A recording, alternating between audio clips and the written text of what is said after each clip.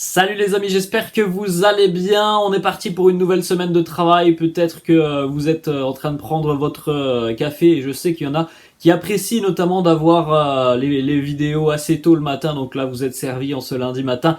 On démarre avec le programme de la semaine pour le Real. Encore une fois, 2 matchs. Demain, Ligue des Champions, 21h à Londres pour le match retour de ces quarts de finale de Ligue des Champions. Les Blues de Chelsea reçoivent le Real demain à 21h. On rappelle qu'au match aller, les Merengues avaient pris un avantage conséquent avec cette victoire 2-0 au terme d'un match qui avait été globalement maîtrisé. Il faut terminer le travail demain donc du côté de Stamford Bridge. Petite information, hein, Chelsea ne va pas mieux. Les Blues ont été battus d'ailleurs ce week-end par Brighton. Il faut savoir que Brighton a d'ailleurs dominé assez largement cette rencontre. Voilà, il n'y a pas forcément de choses positives pour les Blues de Chelsea avant de recevoir le Real qui est très en forme. Et puis ce week-end, évidemment, match de Liga. Alors, mine de rien, le Real... Bon, sur les 15 derniers jours, a récupéré un point sur le Barça avec cette victoire ce week-end, puisque le Barça reste sur 2 matchs nuls consécutifs sur le score de 0-0, donc un point récupéré. Bon, on va pas se mentir, hein, le classement est quand même difficile. Hein, le Barça a toujours 11 points d'avance sur les Merengues, alors qu'il reste 9 matchs à jouer. Donc autant dire que ça s'annonce très compliqué. En tout cas, le Real recevra le Celta ce week-end. Ça sera samedi à 21h. Petite information sur le déroulement de la journée de lundi, donc aujourd'hui pour les Merengues. Dans quelques heures, le départ en avion pour Londres, ça sera à 11h du matin. 19h, la conférence de presse de Carlo Ancelotti qui sera comme d'habitude accompagné d'un joueur. Et puis 20h, le dernier entraînement donc du côté de Stamford Bridge. On enchaîne les amis avec les deux unes des quotidiens madrilènes. Premièrement, la une du quotidien Marca, une une consacrée au Barça qui cale un petit peu depuis le début de semaine avec le nul face à Gérone en début de semaine et hier le nul face à Retafe. En ce qui concerne le Real, c'est en haut de la une du quotidien Marca, El Madrid desatado, le Real déchaîné. On va regarder dans quelques instants des statistiques qui sont assez parlantes sur les Merengues, notamment depuis le retour de la trêve internationale. On continue cette fois-ci avec la une du quotidien AS qui est consacrée donc au Barça avec cette photo de Robert Lewandowski et Stan Sekos. Ils sont secs. Voilà, le Barça qui n'a pas marqué sur ces 2 derniers matchs de Liga. On poursuit les amis avec ce qui est pour moi l'information de la journée, l'information du week-end.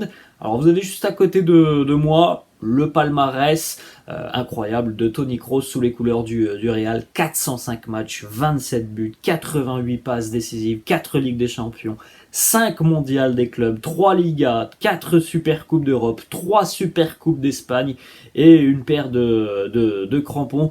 Pourquoi je vous parle de Toni Kroos? C'est pas son anniversaire, hein, parce que Toni Kroos va bel et bien continuer avec le Real l'année prochaine. Là, on peut quasiment l'acter à 99,9%. Ça a été annoncé ce week-end par plusieurs médias et surtout un journaliste qui est assez sérieux dans le domaine, Fabrizio Romano. L'a annoncé hier avec son traditionnel Here we go. Toni Kroos va rester au Real Madrid avec un nouveau contrat jusqu'en juin 2024. Le fameux Here we go de Fabrizio Romano. Donc ça, c'est une très bonne nouvelle pour commencer la semaine, les amis. Toni Kroos sera merengue l'année prochaine. Et on peut aussi le dire d'après plusieurs sources, d'après plusieurs médias. Il en sera de même, même si à l'heure actuelle, les dossiers ne sont pas aussi avancés que celui de Toni Kroos. Il en sera de même pour Benzema et Luka Modric, qui eux aussi devraient continuer un an de plus. On continue les amis avec 2 petites photos sur la séance d'entraînement de la veille. C'est plutôt une bonne nouvelle puisque Toni Kroos était de retour à l'entraînement. Vous le voyez au fond de cette image. Et puis on a aussi sur cette image la présence de Vinicius qui était lui aussi de retour à l'entraînement. On rappelle tout de même que les 2 joueurs étaient absents ce week-end pour le déplacement du Real du côté de Cadix, tout simplement parce que voilà, ils avaient une légère surcharge musculaire. Donc de retour à l'entraînement hier, évidemment, ils devraient être disponibles pour affronter les Blues de Chelsea demain. On continue les amis avec une petite déclat de Thibaut Courtois juste après la rencontre face à Cadix. Thibaut qui nous dit « J'espère que nous avons gardé les buts pour mardi ». Alors on a quelques stats maintenant les amis qui vont un petit peu nous montrer que le Real est sur une forme étincelante depuis quelques semaines et les statistiques le prouvent. Le Real a enregistré 109 tirs sur ses 5 derniers matchs, donc depuis la trêve internationale, 5 matchs pour le Real. En 5 matchs, 109 tirs pour les merengues. Donc la moyenne, c'est 21,8 tirs par match. À peu près 22 tirs par match. Sur cette série de 5 matchs, le Real a marqué 16 buts. C'est tout simplement le meilleur ratio de la saison pour les merengues. On peut regarder aussi ses statistiques. Je vous avais dit lors du débrief samedi soir que ces 35 tirs face à Cadix, c'était tout simplement le record de la saison. C'est bel et bien le record, c'est confirmé. Le Real 35 tirs face à Cadix, c'est le record de la saison. En deuxième position, on retrouve aussi les merengues, c'était face à Almeria, 29 tirs. Et puis les 29 tirs aussi face à Valladolid. Donc voilà, le Real est l'équipe qui a les 3 records cette saison en Liga en ce qui concerne les nombres de tirs par match. Et puis le Real détient aussi le record du nombre de tirs cadrés sur une rencontre. C'était 17 face à Valladolid. On continue les amis avec une petite information qui concerne Carlo Ancelotti qui est très satisfait de la façon dont son équipe réagit à sa tactique et aux petits changements que l'on a vu opérer depuis quelques semaines. L'Italien considère qu'il est vital de jouer avec un numéro 10 dans l'alignement et c'est la raison pour laquelle Rodrigo ou Asensio, voire même les deux, font toujours partie du 11 depuis cette trêve internationale. C'est une équipe qui est résolument très offensive depuis quelques semaines. Et évidemment que le succès de ce fonctionnement en incombe aux joueurs, il en incombe aussi au choix de Carlo Ancelotti et aux petites modifs qu'il a apportés. On continue avec une petite stat qui concerne Rodrigo, qui a disputé son 100e match pour le Real ce week-end face à Cadix, avec d'ailleurs un match qui a été énorme de la part de Rodrigo, qui a remporté le trophée d'homme du match. On poursuit avec une stat aussi sur Marco Asensio, de nouveau décisif ce week-end face aux Andalous de Cadix. Marco Asensio est impliqué sur 16 buts cette saison, toutes compétitions confondues, 10 buts et 6 passes décisives. C'est tout simplement son plus haut total depuis 2017-2018. On va continuer les amis avec pas mal de déclats d'Eduardo Camavinga, qui nous dit déjà qu'il espère qu'il jouera au milieu de terrain pendant très longtemps. C'est là qu'il préfère jouer, on le sait. Lui, il préfère être devant la défense. Bon, voilà, du côté du Real, il est utilisé parfois donc à ce poste et puis parfois aussi en tant qu'ailier. Latéral gauche. Ensuite, autre déclat de Kama qui nous dit: ma force, c'est de récupérer beaucoup de ballons, mais je ne me concentre pas uniquement sur le tacle de mon adversaire. J'aime beaucoup les interceptions. Sur l'aspect défensif, il a une palette quand même très diversifiée. Eduardo Camavinga, c'est un très bon tacleur, notamment un tacle comme il en a parlé aussi. Je vous ai pas sélectionné cette décla, mais il a beaucoup appris de Benjamin André, ancien joueur de Rennes, sur le tacle presque debout, le tacle sur une jambe qui te permet de te relever rapidement. Voilà, il a beaucoup travaillé cette petite palette technique.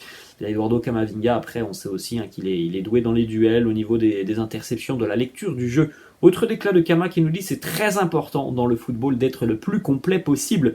Je sais à quel point c'est utile d'utiliser parfaitement ses deux pieds. Maintenant, j'utilise un petit peu mon pied droit. Je travaille en tout cas pour m'améliorer. Autre déclat de Kama qui nous dit: je dois améliorer ma concentration, car parfois je disparais sur le terrain.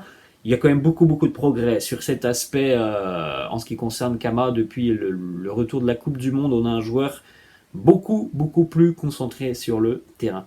2-3 autres déclats encore une fois pour Camavinga. Premièrement, il nous dit: j'ai une application que j'ouvre à chaque fois que je termine un match pour voir quand est-ce que j'ai touché le ballon et où sur le terrain. Je suis capable de réaliser mon autocritique pour m'améliorer. Si tu me dis que j'ai fait un bon match, mais moi je pense le contraire, alors pour moi ça sera un mauvais match. Ensuite, sa relation aussi avec Aurélien Tchouaméni, parce qu'au au final, hein, les deux joueurs postulent tout de même pour une place au milieu de terrain, et les places au milieu de terrain au Real, elles sont assez chères. Kamavinga, pour le moment, est devant dans la hiérarchie face à Aurélien Tchouaméni. Kama qui nous dit « Je souhaite toujours le meilleur à Tchouaméni, même quand il joue devant moi. Il fait pareil. On n'a pas ce genre de compétition entre nous.